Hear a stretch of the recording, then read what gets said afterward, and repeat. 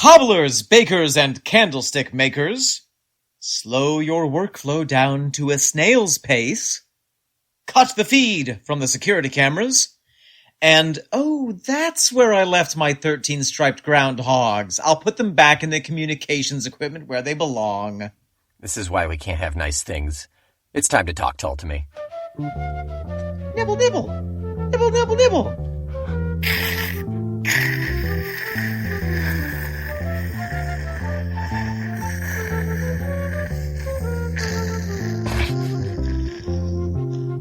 Welcome back. This is Omen Thomas Sade. And this is Nick McGill. Together we are Fectus Moans. And this is also Talk Tull to Me. A 55-minute protest in the prog rock factory in which a knot in the pulley line Nick and open up the drain nozzle Omen will bring production screeching to a halt by jamming into the sensitive machinery every single track that up-to-no-good rock band Jethro Tull has ever released. We will stop up the slurry chute and cause a Martin bar blockage. We will reroute the reasons for waiting and let the David Peg perishables putrefy before they reach their destination. And we will scupper the big man's Big Dipper by programming the drum machine to play in pi for time. And because the Germans have asked for photographic evidence of a destroyed Ian Anderson, we will simply cover him up with painted canvas and scatter a few smashed-up papier-mâché flutes over top, thus keeping our double agent status a secret. That was good. It was good. Lots of different stuff in there, Nick. We'll unpack it later. Yeah, I think we should. Off air, I think you and I need to speak. But until then, what do we have on the docket for to-do? Well, what are you drinking?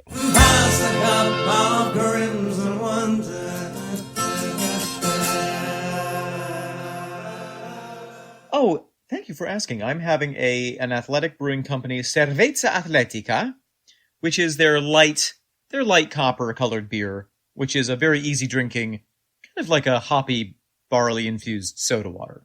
And I love it. Not an actual beer. Yeah. I just officially started 2 batches of kombucha brewing concurrently, so I'm very excited for that. We're going to have booch all the time in the house now. Booch times douche. Booch, please. Omen, hello, welcome. How are you? You're good, thank you. Great, I love our talks. We are here today. We're here today to talk almost the end of side A on Under Wraps here. We are just about at the end, second to last. We're going to talk Saboteur today. We are. We're also at a point when side A and side B somewhat lose their meaning. Very close, very, very close. We have, let's see, it actually goes all the way up until Roots to Branches. Roots was the last vinyl that came out, believe it or not. Until, that's true, yeah. The last vinyl until Zealot Gene, yeah. But that is weeks and months and years away. Right now, Saboteur, track 5. But first, the last of my notes for this album until we get into album art and reviews. Which I'm excited about. Both of those should be relatively interesting. But to begin, let's talk about the tour this year. The Saboteur? The Saboteur. Let's talk about the tour for this album.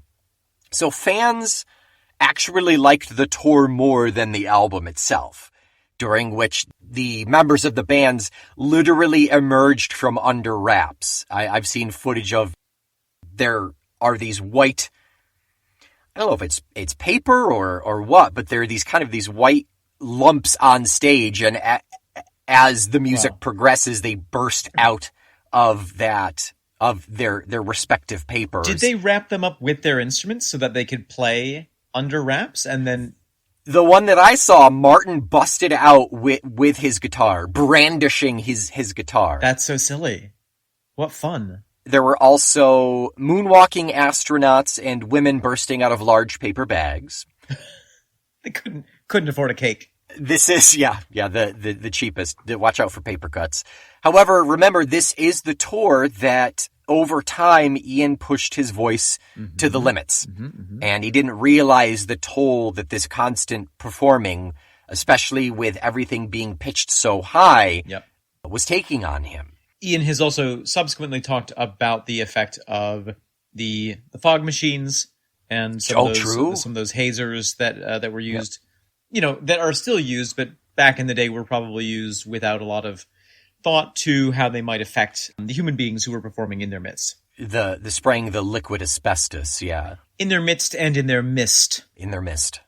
A quote from Ian specifically, he says, "I think it's true to say that I've never felt my voice was the same again. Wow. I'd gone beyond where I should have and really had to settle for second best." Wow.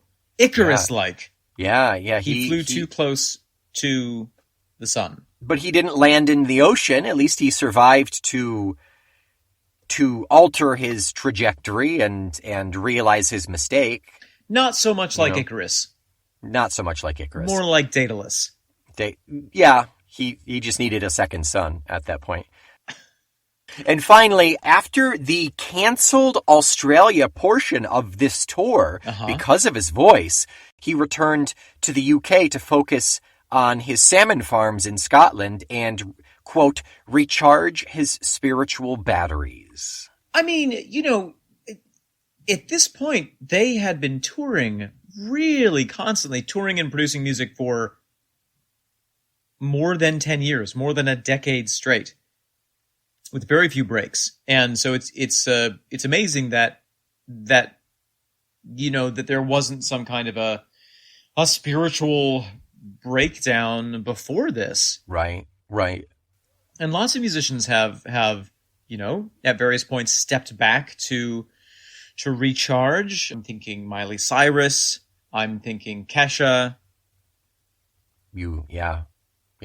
Britney Spears, obviously. Britney Spears, slightly different scenario, but yes. Different need to recharge, but yeah. Equally valid. But no, I mean, it's a hard life. And even if you're not a famous rock star, sometimes each of us needs to take a moment, step back, look at some fishes, and recharge our spiritual batteries. Right, and also you're talking about the batteries not included, the touring aspect, but also remember from 1968 all the way up until 1980, they put out an album a year. Every single year. That stopped with A. They took 81 off. 82 gave us Broadsword. They took 83 off. That gave us Under Wraps. But it's not like they were on vacation during 81 and 83. You say off, but they were touring, huge quantities. And Ian was still writing during all that time. And recording those albums, of course, yeah. Exactly. And remember, he's our age at this time.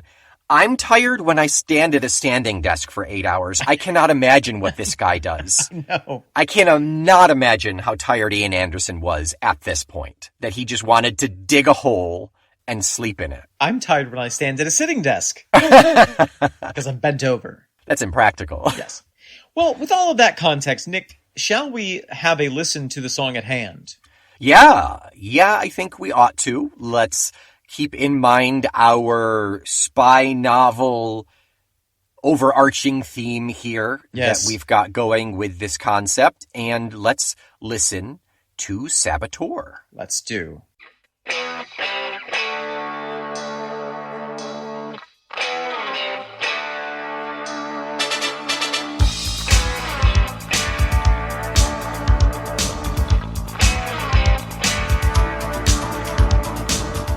Nick.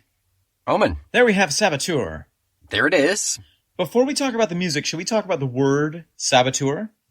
I don't think that's a terrible idea. I think that's a great idea. I don't think you're not wrong. So the word Saboteur, as you might guess from its ending, is a French word, French in origin. And it means small baguette. It means little bread. No, it derives from the word sabot, which is a traditional French wooden shoe. We would call it a clog. Okay. And the funny thing about this word is that while those wooden shoes have been in existence for a long time, the word saboteur really only entered even the French language in the 19th century. Oh, interesting. Okay. So there was a word for, the person who makes the shoe. Mm-hmm. That was the earliest use of the word. Was saboteur was somebody who makes the sabot. Okay. But around the middle of the 1800s, when in the Industrial Revolution, capitalism and humanism and industrialism all kind of came to a head, there started to be these protests.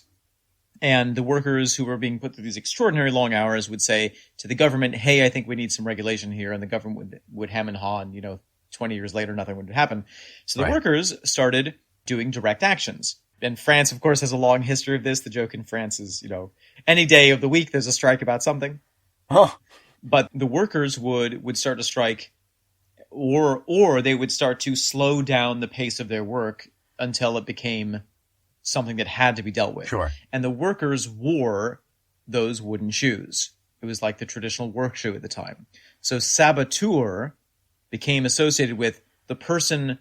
It's like the yellow vest movement. It sounds familiar. I can't place it. The yellow vests are also in France a group of, it's like the dock workers, the truck drivers who are doing this exactly the same thing. So like if you imagine that becoming yellow vestism. Okay.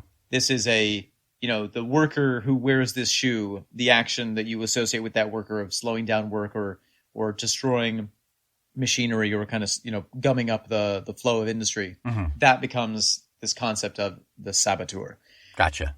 And then and there's also, there's an apocryphal story that the word comes from the act of throwing one of these wooden shoes into the machinery to stop up the machinery. Yeah. But that's apparently apocryphal. The other idea is that, with a nice hard shoe, you can kick in something pretty well. And so the one idea is that it may have come from the act of like breaking something while wearing these super hard shoes on your feet. Right. But at any rate, it comes from this industrial workers movement. Interesting. And then eventually it just translated to someone who I'm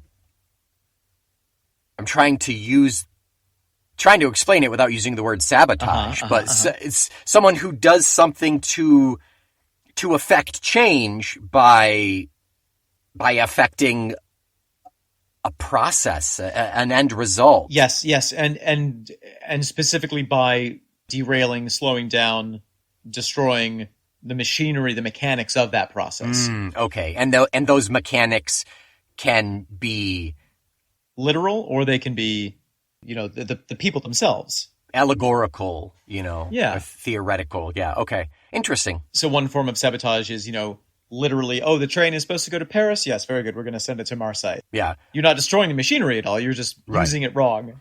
Yeah.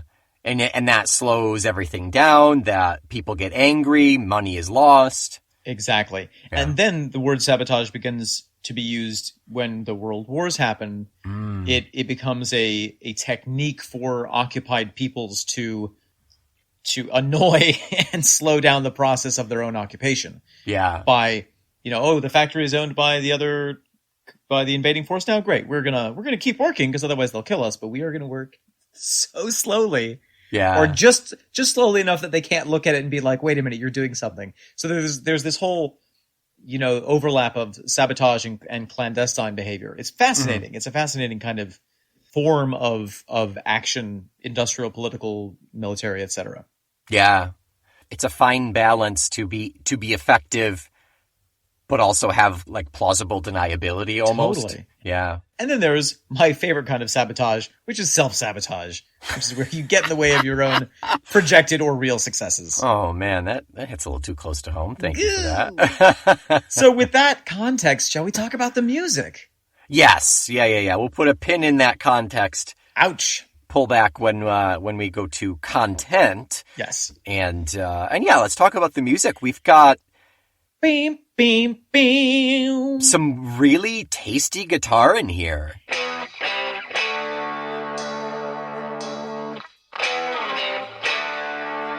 It's a little punkish.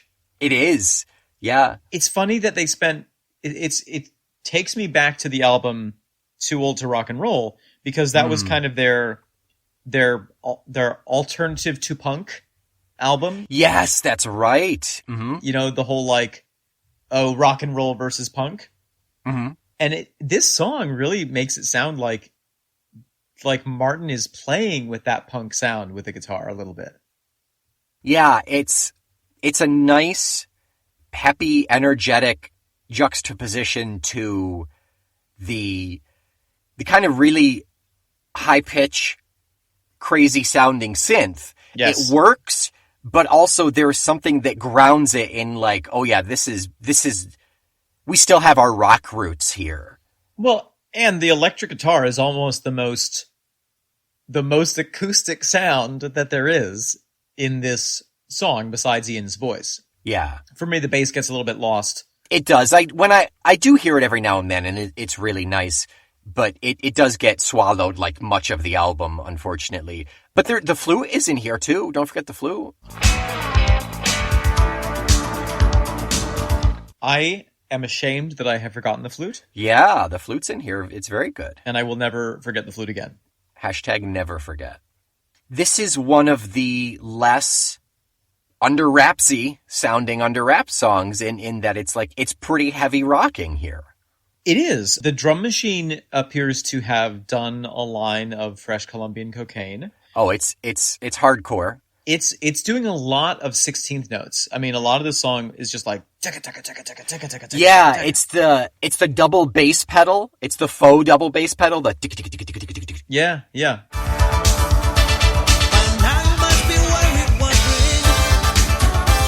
But just straight through. Yeah, all the way. Yeah, I mean that's the best part about having a programmable, indefatigable drummer is that you can have that yes that steady, crazy pace of a double bass pedal literally the entire length of your 3.5 minute song. Because it'll never get defatigued. It will not be defatigued. Yeah, it might be too much. Still very good though. That's the bulk of the drum machine sound in this. Yeah. The kind of the main complaint for the most part is that it's too uniform, you know, it is uniform. It is that same sound all the way through perfectly.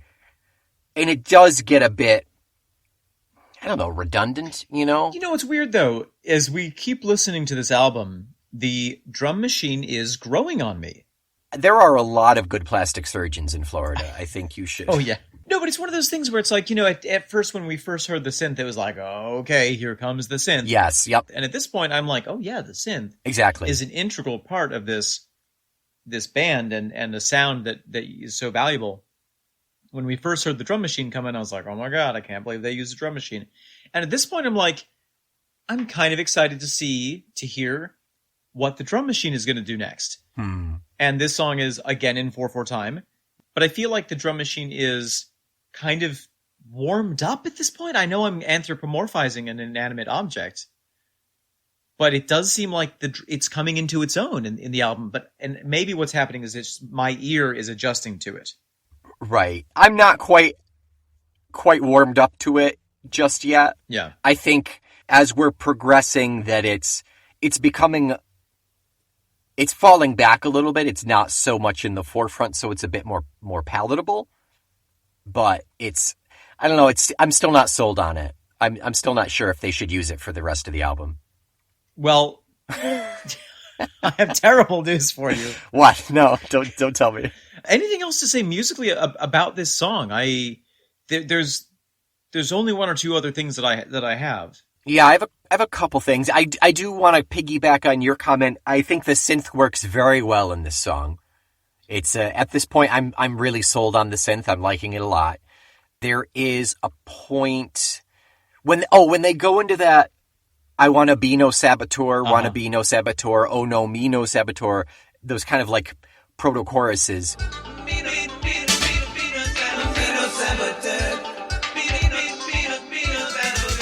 Does the timing change at all in there, or is it just because they really stagger those voices on like really like quarter note, off note beats that it's kind of, I don't know if it's just when they kind of scatter them throughout, but that part feels janky, intentionally janky. Yes. It creates a little bit of a push and pull. I mean, also the timing of Martin's repeated riff, that Bum, bum, bum, ba-da. oh no, the ba, ba, ba. Oh, that one. Ba-da-ba-ba-ba. Yeah.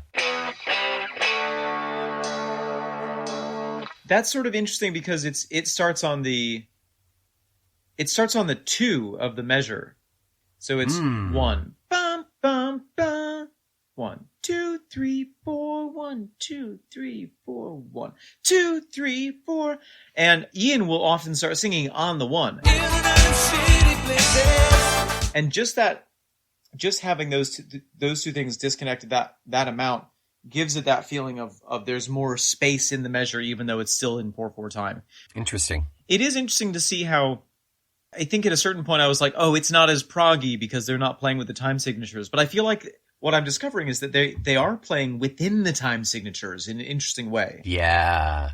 And the Mino Saboteur part that you're thinking of is a further example of that. And again, it sounds, we had this with Later That Same Evening, with the My Country Wants You back, back, back, back, back, back, back, back. It's sort of a similar thing here with Bino, beep, beep, beep, beep, beep, no, Bino, Bino, Bino, Bino.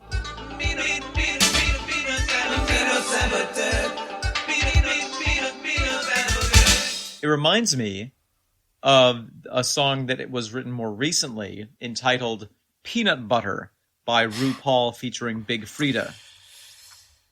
Okay. Peanut, peanut, peanut, peanut, peanut, peanut, peanut butter, peanut, peanut, peanut, peanut, peanut, peanut, peanut butter. Thank you for all of your cultural references. Must be jelly 'cause jam don't shake. Must be jelly 'cause jam don't shake. Anything else to say musically about this song? I think I have one more comment. Oh, at about 1:45, that kind of like the bridge moment here, we've got Martin shreds for about 5-10 seconds. Yes. And then that's followed up by this synthy violin. Yes. That very much juxtaposes the badassery that is Martin with like, okay, I think we can tear it up on the synth over here, but also it really makes me long for the days of special guest Eddie Johnson. Eddie Johnson. Yeah. Yeah, I would love to hear him go to town on that.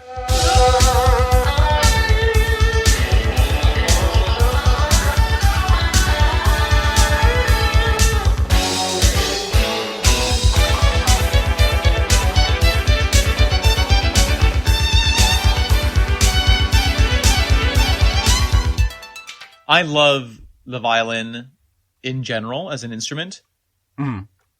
And I think that in some alternate universe, Ian Anderson is not a flute player, but a violin player. And on one album, he brought on special guest Eddie Jobson to play the flute. Yeah, he somehow communicated his feelings through that, even though he wasn't even the one playing it. Yes. Interesting. Yes. Interesting. Oh, and I've just got 2 Velvet Mondegreens that make no sense at all. Okay, I'm ready. Is it a bear? Is he shaking his hair? Is it Velvet Mondegreen? They kind of elicit this feeling of snarkiness without reading all of the lyrics. All of the Velvet Mondegreens come beforehand, before you really know what the heck's going on in the song. Sure. So my two Velvet Mondegreens are where, let's see, in and out of shady places. Mm-hmm. The very first line sounded like in and out of shitty places. Okay. And then the second line of the second verse, happy in your domesticity, sounds like dumbassticity. Wow, I'm realizing that the Velvet Mondegreens really say more about the listener 1,000% than they do the writing. I'm not ashamed of these at all. No. They tickle me. Nor should you be. And thank you for sharing. Thank you for letting me have this safe space. Do you have anything else for the music? I don't, and I do have to really quickly just hop up to the rooftop to check on the pigeons. Okay. So if you want to come up, we can keep chatting, maybe take a little break. Yeah, I think that's a great idea. I did bring a couple of loaves of stale bread. I don't know why, but I mean, I guess that's why. Let's do it. Okay. Omen, here we are. Your roof is surprisingly spacious. Thank you. Yeah. Sorry about the mess. I haven't had a chance to sweep up since the storm. It's okay. I'm honestly a little impressed that your pigeons have more bathrooms than you do. Oh yes, each one gets their own toilet. You should put on these galoshes. Okay, you got it. There we go. Okay, I don't know why I put them on my hands, but I guess I'll unfold this to keep you from touching the pigeons. It's okay. I will unfold this email with my teeth. Here we go. No, it's not an email. Sorry, it's a comment from YouTube. This is a YouTube comment. There we go. Thank you for doing that. This dropped. So today at the time of recording was the first episode for this album. So today was the Lap of Luxury drop. That's right. That got published today. And immediately on YouTube, we had a comment from Michael Lord. Lord Michael. Michael says, an unfairly maligned album. Oh. Personally, I do have a soft spot for Under Wraps. I give Ian Anderson lots of credit for trying out a new direction versus sticking with the old, safe and sound formula. Mm-hmm. Yes, perhaps the decision to go with a drum machine was an error in judgment, but there are lots of good songs to be found here. I will admit, I wonder how acoustic drums would have sounded. The international espionage theme that runs throughout the record is quite intriguing. Top-notch work by Barr and Peg. Mm-hmm. Saw the lads perform live in St. Paul for the Under Wraps supporting tour in 1984. Wow. Thank you, Michael, for dropping us that comment. And, you know, the thing that we often say is that any song by Jethro Tull is someone's favorite song, and I think that we can extend that to say any album by Jethro Tull is someone's favorite album. Absolutely, yes. Or at least an album which has a soft spot in their hearts. Yes, it has a fontanelle in your heart. Very cool that you saw these guys on tour here for this. We were just talking about the tour. You got to see them all jump out of their paper bags. Very cool. The drum machine just sat in its bag the entire time. The whole time. just. And I just want to throw out a reference to the Discord. Mac Tull and Doc Savage both adore this album. You are not the only one, Michael Lord. We do have people who are very, very happy and have very soft spots for this album. And to be honest, it's growing on me. Concerningly soft spots. Concerningly soft. It's like a peach that is just ready to go. Sounds like calcium deficit to me. We're going to soak this album in milk and hopefully get it to a doctor in time to get it fixed. Oh no, the cat got into it. Oh God, no. Teeth marks in the album. Oh, no, there go the pigeons. Oh my God, what a disaster. Nick, anything else to say before we head back down? That is it for our comments there, our commentary. Thank you so much, Michael. Everybody else, write in. Let us know how you feel. Let us know what you feel. Let us know how to feel, because I'm dead inside. Nick, let me spray you for pigeon mites here really quick. Please do. Okay, we're good to go. Awesome. Oh, is that butter? Are we cooking? We're just going to cook? Just let it sink in. Let it sink in. Okay. Here we are, halfway through. We are at the context portion of the episode. Let's talk about if we were to look at this song individually before we talk overarching concept album, where this fits into that story. Let's talk about it as its own individual piece. Nick, I've been listening to a lot of opera recently. I know you have. Your doctor's orders. I've been listening to it in your basement while you try to sleep. Is that what that noise was? Full volume. Wow. And what I realize about a good opera is that the whole story has to work, the music has to work in its entirety, but also each aria, each duet, each quintet has to stand on its own as a piece that holds up if you were to sing it by itself. Interesting. Yes. And what I'm realizing is that the same can be said of the opera of an album. Okay. You know, a good album, a good rock album, a good prog rock album, and a good concept album. Not that I'm saying this is a concept album, although maybe it is. I think it is. Maybe with a little C. Is, you know, in order for the overarching concept to hold up, it all has to work together. Okay. But if the songs only work in the context of each other, it sort of falls apart. And what I love about this song is I think it works on its own as a standalone.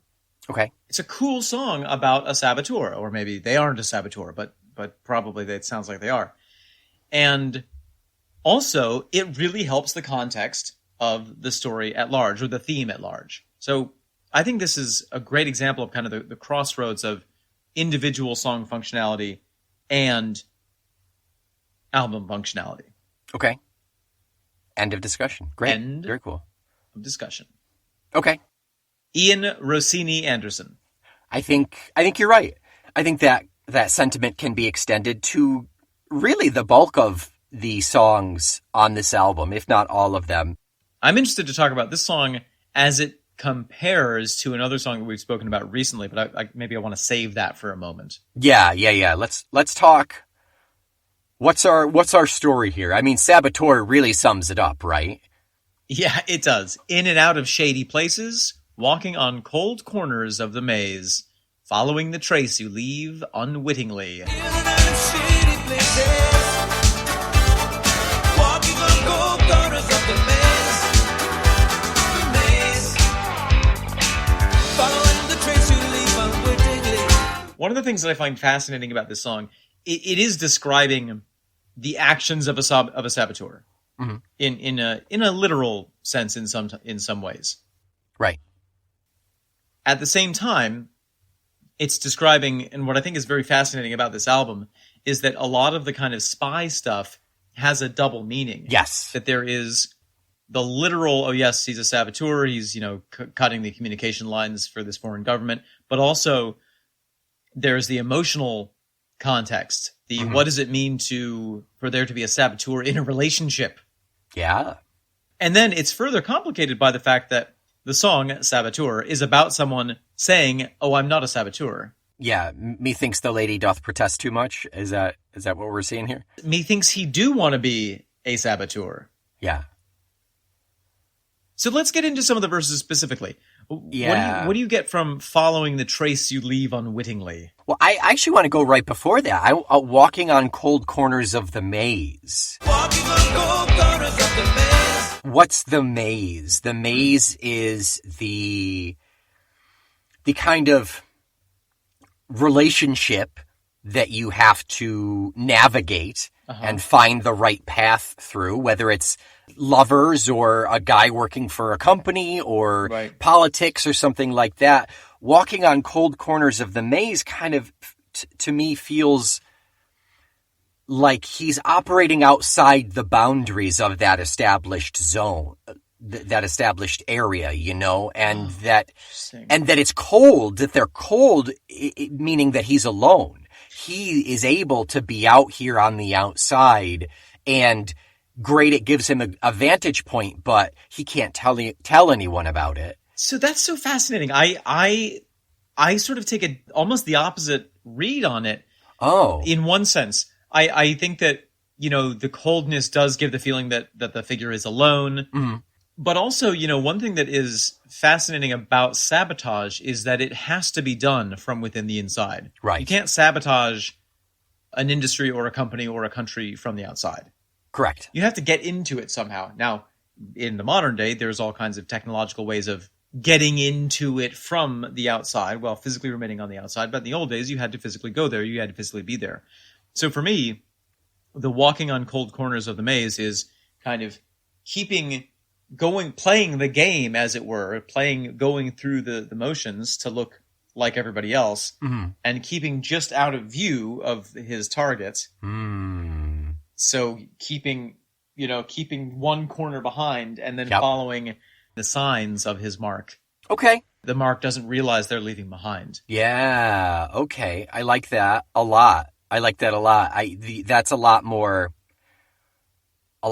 kind of interpersonal and in the danger. I saw it as more like he's still doing that, but there's a removal there, because to be a saboteur, you need more of an overhead level and knowledge and viewpoint as well. You need to know where all these pieces are moving so you can affect them as kind of the seeing the pieces as they work in the machine. And that's the skill of, I think, there's a difference between a saboteur and an arsonist. Yeah, right. Or a terrorist, yeah. Right, or somebody who, puts their fist through puts their heavy wooden shoe into a machine. through the wallboard. Yeah. A saboteur is somebody who, like you said, understands the system and understands if I do this, it's going to affect this, this, this, and this, and this, and this. And knows how to do it in such a way that it's not detectable that it was them.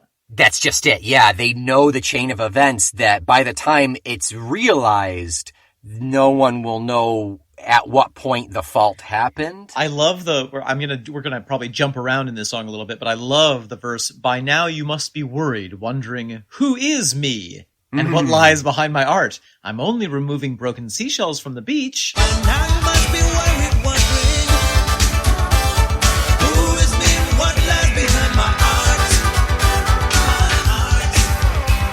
I'm only removing broken seashells from the beach. I love it. It's like, you have to have a cover story. Yeah. Why were you out behind this alleyway at 3:00 at night? Oh, I was taking my dog for a walk. Yeah. And then you have to have a dog. Right, yeah. Yeah, you have to. And you have to have the poop bags. You have to have, you have to be totally irreproachable in your cover story. 3 steps ahead. Absolutely, yeah. Plausible, right. Yeah. Leave doggy poo-poos. I was just leaving doggy poo-poos in the mail. It's okay. Oh, very good. Go on. Carry on. Sorry. And then, I feel like each verse is a different facet of this kind of exploration. I love deepest regrets I humbly offer you as I cut into your life. With clean precision, all is simplified, past the hat and past the knife. Deepest regrets I humbly offer you as a cut into your life. With clean precision, all is simplified. Past the hat and past the knife. This is where we get a little bit more into the interpersonal situation, where, in the greater spy story, is the spy using the personal relationship that he has with someone in order to disrupt some sort of a system that they're trying to get to? Is he viewing this person as a part of the machine, as it were? Yeah. And while simultaneously recognizing that person as a living human being. Right. Yeah, you're using these pawns, and you have to create a relationship to get yourself into that position. And sorry, bud, you got to take the fall for this, or I literally have to cut your tendons or whatever. But it's nothing personal. You're just a little piece in the machine. This is a greater game that you can't even understand. And with clean precision, all is simplified. If you are so precise about your strike, it makes it very clear and understandable what you have to do. It's very simple. It's like, oh yes, I'm just going to stab this person because that's going to affect this, and then this part of the system is going to change. Right. I also love pass the hat and pass the knife. I don't know if I'm reading way too much into this, but there's some spy film. I don't remember what it was, but I'm always sort of fascinated by the tactics of spyism and clandestine warfare. I've always sort of found that fascinating. Like all the Batman stuff fascinates me. All the spy stuff fascinates me. I remember seeing some film where somebody comes to deliver someone a letter, and they're like, "Oh, I have this letter that I have to give you," and they're holding up the envelope, and as they are about to pass it off to them, they stumble and fall into the person, and then they're like, "Oh, I'm so sorry, I have to," and they walk away. What they did is they hid a knife in the envelope. They just put a knife in an envelope. Oh. And so they're walking around with a knife, and they just stabbed a person in broad daylight. But for all the world, it looks like they just, they're going to mail a letter and tripped. Yeah. And so pass the hat and pass the knife makes me think, and again, this may be totally my fabrication, is that they tip their hat to someone and they're concealing the blade in the hat, and then Sure. Like Peaky Blinders. That's exactly what I was going to say, Peaky Blinders, yeah. But also, pass the hat has a feeling of you're putting on your disguise, right? But also, what's the phrase pass the hat? You pass the hat to get money in a performative situation. Right. That feels too specific to not be a reference here. Wow, pass the hat. So is it, wow, yeah. Is it, this is just my... He's performing a role. Yeah, I like that. I think that's... And you pass the hat when you're done. Mm-hmm. So I've done my job. And you pass off the knife to the scapegoat. I've portrayed my role. Or to the cleaner. Now pass the hat, yeah. Oh, I love that. Yeah, that's really cool. Painted ducks across your landscape, happy in your domesticity. Painted ducks across your landscape. Happy in your domesticity. It don't come free. If we just take that, it does really remind me of Down at the End of Your Road. Painted ducks is a throwback to One White Duck on the Wall, I reckon, right? One white duck on your wall. One duck on your wall. In a way, it could be, yeah. Possibly, or yeah. Is it just simply saying your life is so picturesque, it even has the little duck painted into it? Yeah. Okay, yeah, fair enough. But that sense of your white picket perfectionness, your white picket Eden. Oh, I'm working on ways to remove you from paradise, from your striped lawn and your new swimming pool. I'm working on ways to remove you from paradise, from your striped lawn and your new swimming pool. Okay, so I fabricated some of those lines, but Okay. But this notion of, you're so happy in this little life that you've created, and yet there is this little sparrowhawk hanging over you. Misfortune like the sparrowhawk hangs over you. Yeah, you don't know what's going on behind the scenes. You're blissfully ignorant.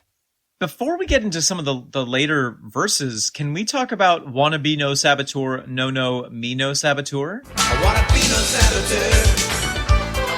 No, me no saboteur.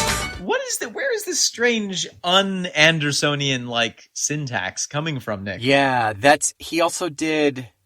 he has the Mino Saboteur. He also has... Who is me? Yes, there it is. Who is me and what lies behind my art? Uh-huh. Who is me and what lies behind my art? I mean, is that just another facade? Is that another example of him character upon character upon character? Is this another layer of his character that he portrays to then pass the hat? I think that's pretty valid. My other thought was connecting it to the song previously and kind of this England to European breadth of scenery that we have in this album. Okay. That it could be somebody in a foreign land, being a saboteur in a foreign land and not really speaking the language. So, yeah. And being accused of being a saboteur and having to resort to this kind of, pidgin version of whatever the language that is being spoken is. Trying to defend himself and really just digging the hole even deeper. Yeah. Yeah. Or, as you say, using that lack of expertise with the language to his advantage. Right. Yeah. Or feigning a lack of understanding of the language, even though perhaps he speaks it perfectly. So then he can listen in. Yeah. Yeah. It really works in any way. Yeah. And all of those could be layers of characters that this super spy, what started out as a not terribly great spy and seems to be kind of holding his own now, is really getting to. Or was that persona in the very beginning just one of those layers, one of those facades? Yeah. I mean, the more we get into this album, it's like this layered, it's like the wrapping paper keeps unwrapping. Yeah. And you're never sure where the truth is within it. It's really kind of fascinating. It's like a Prague onion. Yeah, I like it. I'm not crying when I cut this. I'm not crying. Were you going to say a prunion? I was going to say a prunion. And I apologize. Thank you. Preemptive apologies. Perfect. There's at least one of me inside your ranks, in your factory and in your school. I anticipate a cleansing opportunity to take the horns by the bull. There's at least one of me inside your ranks, in your factory or school.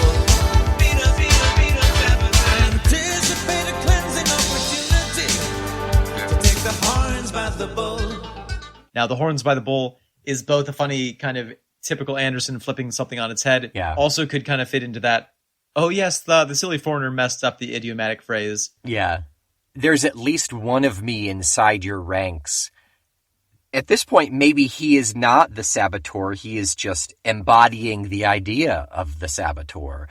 Or he's threatening and saying, it's not just me, buddy. There's more. This is a lot bigger than you realize. Yeah. Oh yeah, the police caught me, but guess what? Somebody in the police department is also on my side. Yeah. And so when you can't get your fingerprint machine to work, you're welcome. When you need more toner in the Xerox machine, who are you gonna call? Good luck doing all that extra paperwork with broken pens. There are no erasers in this building! If it's going to be this kind of interrogation, I'm going to need a cup of coffee. There's no coffee! Oh no! It's just bad cop, bad cop. It's bits, yeah. Bad news, bad cop, yeah. History forever writing pages to be cut or painted gray, or celebrated like Jesus in his temple rage as he chased the money men away. History forever writing. Pages to be cut or painted gray. Or celebrated like Jesus in his temple rage as he chased the money men away. So this is a really interesting little line here. Yeah. You know, there's the truism or the phrase, history is written by the victors. Yeah. I think that as we get older, we start to realize, oh yeah, what we are taught as history is a very, very curated narrative. Yep. And there is a lot of history, meaning time that has passed before now, that we don't learn about. Right. Mostly probably because it was very dull. But in a lot of cases, it wasn't dull, but there's a reason why it got painted gray or cut out of the book. Yeah.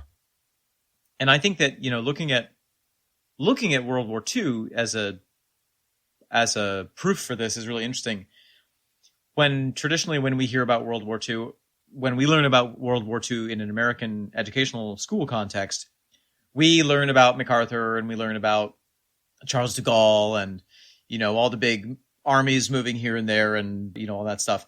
We hear a lot less about the underground movement in Marseille. We learn a lot less about the Germans who were actively or passively resisting the Nazi regime from inside Germany. You know, There's all these amazing stories that are equally or more exciting than Johnny Trenchfoot. Yeah. And we don't hear about them because the nature of those stories was the nature of those existences, and that history was clandestine. And so who gets the praise is Jesus, because he went into the spotlight and did the whole big thing. Yeah.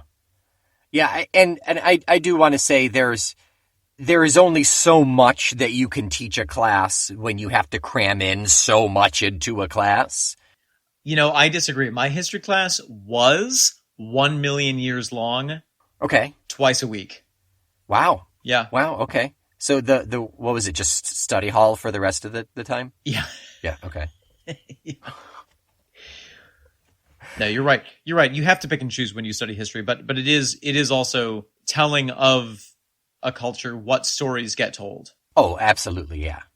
Yeah, well, and that's just the thing is like I only have 40 minutes this week. What am I going to teach them? Am I going to teach them about some really cool resistance or the thing that's going to be on the test? Yeah, exactly. But why is that on the test? Ask the New York State Board of Education. Why isn't there a test on how to build a Molotov cocktail? There are books on sabotage. Yeah, the Anarchist Cookbook? Well, that's definitely, yeah. I mean, that definitely has sabotage in them. Yeah. Most of the books, though, the binding was never put in properly, so it just falls apart as soon as you read it. It's so frustrating. Someone was in that factory sabotaging it. And you know what? I'd be upset if they hadn't, just for the sake of like it wouldn't ring true reading it. It's exactly. So, Omen, how does this fit into our spy novel? This is one of the first songs we've heard that doesn't address Svetlana. This is not the honeypot. She has gone off on her sub, and now he's kind of left to do his work without really being distracted by her, right? Hard to say. I think that we won't really know how it fits in until the end of the album. Fair enough, yeah.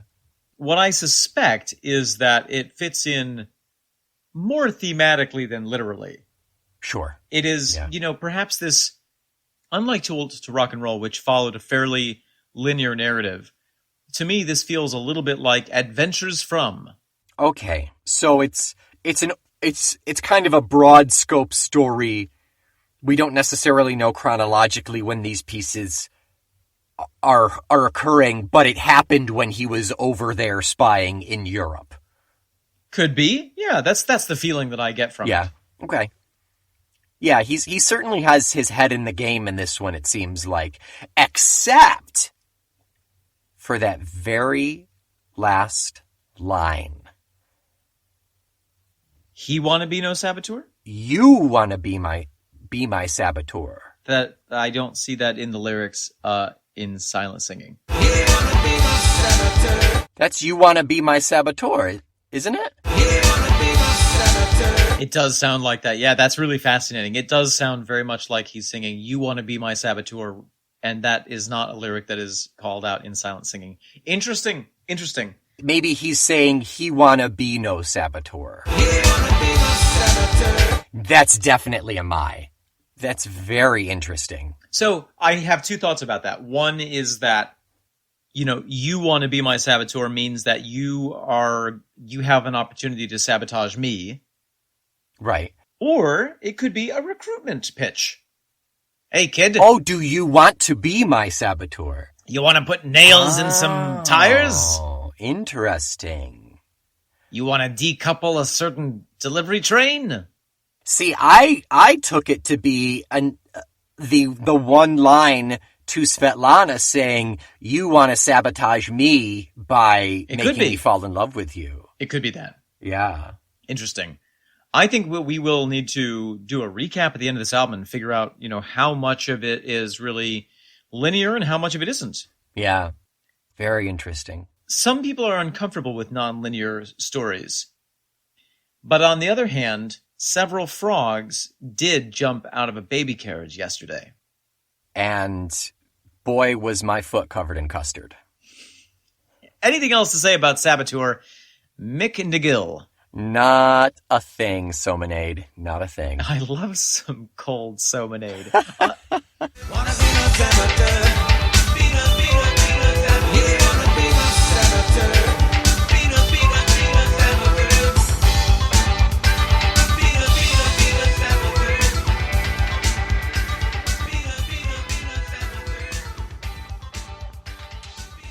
What are we listening to next week, Nick?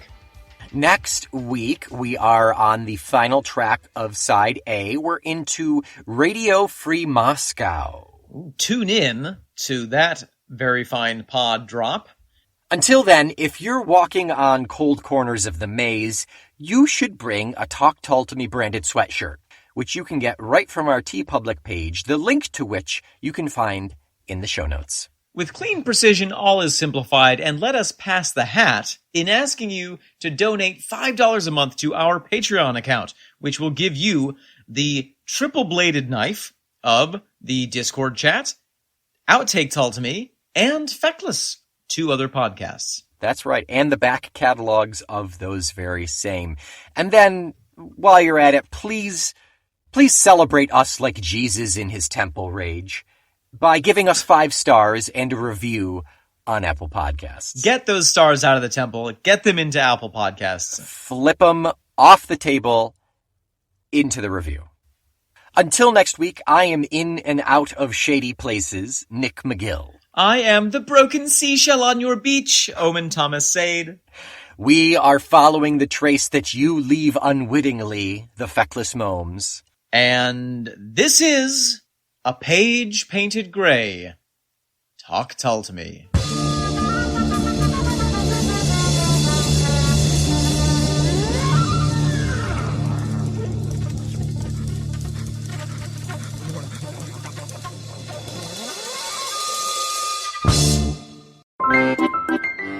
Oh, Pierre.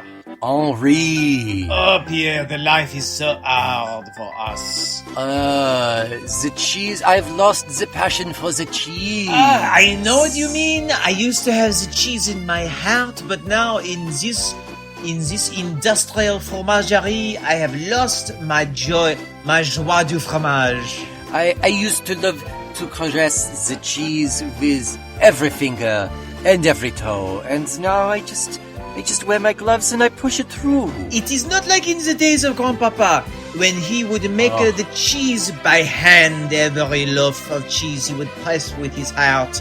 But now, puff puff goes the cow machine, sploof sploof goes the cheese press, zoopy zoop goes the cheese wax wrapper, and off to New York it goes. We can no longer put an impression of our buttocks in the cheese like our grandpapa did. And not only that, but we must live in tiny attic with our 7 children because prophylactics has not been invented. We have to stop having children. Something must be done. They don't even give us cheese to feed to the children. Something must be done, you say. Something must be done, and even though as Frenchmen it is against our philosophy to do anything. Oui. What?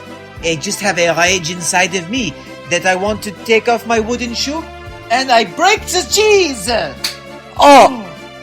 Henri! Oh, I felt alive. Sacre bleu, Henri. Look at the broken Saint-Germain. There is brie on the ceiling. We do not want to get in trouble for that. We say it was an accident. It was a sabot that fell from the ceiling. Yes. Why was there sabot on the ceiling? I do not know. I will put a box of sabot in the rafters, and when they ask, they say, "Oh well, management said put the box in the rafters. It is not my fault." They do not check on each other. They do not communicate. I like this. Philippe, I want you to feel the rush that I just felt. Henri, I think I'm going to drink some of the milk. Oh, you naughty. Oh, you drink milk like a child. It is impossible to watch. That had to have been at least 3 wheels of cheese worth of milk. Oh, you are so bloated. I may throw up, but it was worth it. Oh, but if you throw up, they will not turn that milk into cheese. Oh, that's right. I threw up in the milk and we say it was tainted. Something wrong with the cow. You have liberated what would have been cheese without a soul. The soul is within me, as is the several gallons of milk. I have a crazy idea, Tell me, Pierre. Henri, tell me. I'm going to feed this bottle of wine to the cow. Yes, drunken cow. Yes, drunken cow. Gosh, I love it. Go on, Mamet. Drink up. Have some, yes. Oh, it's gone. Oh. Mamet has broken the side of the factory. Henri, I'm feeling a little drunk myself. Drunk with power. Oh, yes. Oh. You know what we should do? What? You tell me. I'm going to take this soft cheese. I'm going to stain it red. That Gruyere, that young Gruyere. With that red wine that we had for lunch, I'm going to stain it red, and I'm going to write across the factory wall. Oh! Write with your left hand so they don't know it was you. That's right. They know my smearing hand. Yes, we have all seen it. I'm going to write, "Talk Tull to me. Is a proud member of the Feckless Moms Audio Network." That will inspire our cheese brethren to uprise. Oh, we shall join as one. All of the sabot together. Liberate the cheese. Vive le sabot!